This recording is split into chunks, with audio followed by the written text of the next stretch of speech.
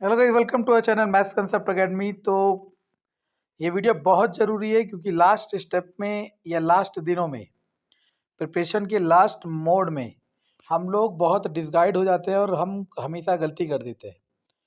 तो अपने एक्सपीरियंस से और जो भी सिलेक्शन पा चुके हैं उन सभी के एक्सपीरियंस से और जितनों को भी मैं जानता हूँ उन सभी के एक्सपीरियंस से उनमें से पॉजिटिव पॉइंट चुराते हुए आप लोगों के लिए वीडियो है। तो सबसे पहली बात है 80% ऑफ आर, मतलब अगर आप अगर आप दिन में 10 घंटे पढ़ रहे हैं तो इसमें से 8 घंटे आपको सिर्फ रिवीजन करना है जो भी आपने करा है। बाकी 2 घंटे आप लोग चाहो तो कोई नया टॉपिक उठा सकते हो जो आपने नहीं पढ़ा है, वरना पूरे के पूरे आवर रिवीजन करना है। और नया टॉपिक वो उठाना जिसका सिलेबस पूरा नहीं हो रखा हो। जिसका सिलेबस पूरा हो रखा हो वो नहीं उठाना नया टॉपिक, ठीक है ना। चलो, एक बात और याद रखना, लास्ट टाइम पे जब आपके 10-15 दिन बचे होंगे आपको मिनिमम 7 से 8 घंटे पढ़ना ही है, मिनिमम।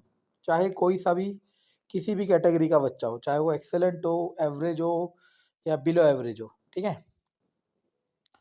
दूसरा पॉइंट है ईच टॉपिक रीच पेपर। इसका मतलब क्या है, सुनने की कोशिश करना।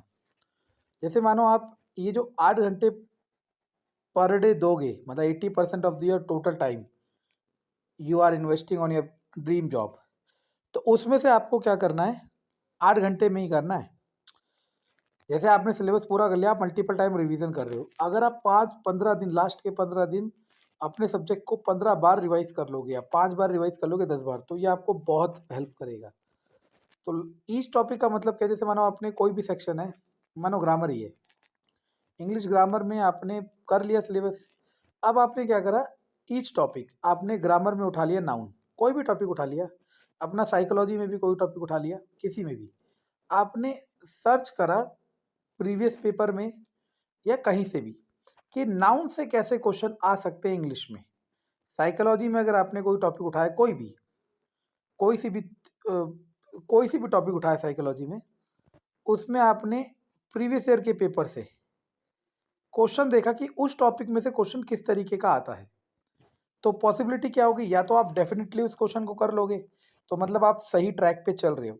अगर आप नहीं कर पा रहे तो आपको चिंता वाली बात है। तो आपको उस 2 घंटे में उस टॉपिक को अच्छे से करना है।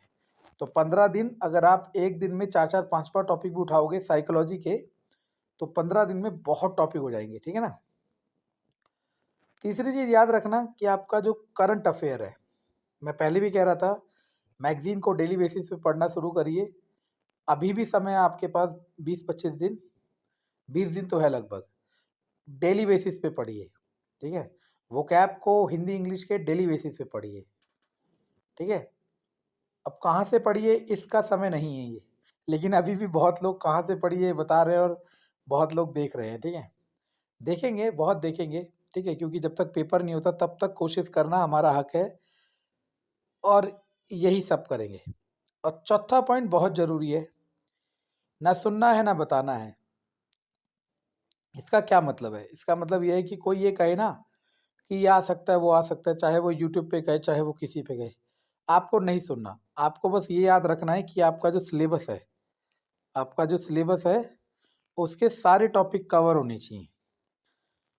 मान लो पेपर सिलेबस के सारे टॉपिक कवर कर लिया और आया सिलेबस में से ही, लेकिन आप मान लो नहीं अटेम्प्ट कर पाए 5-10 क्वेश्चन, तो आपको अफसोस नहीं रहेगा, क्योंकि पेपर जब तक आपकी आंखों के सामने नहीं आता तब तक हमें पता ही नहीं है ना कि क्या होने वाला है।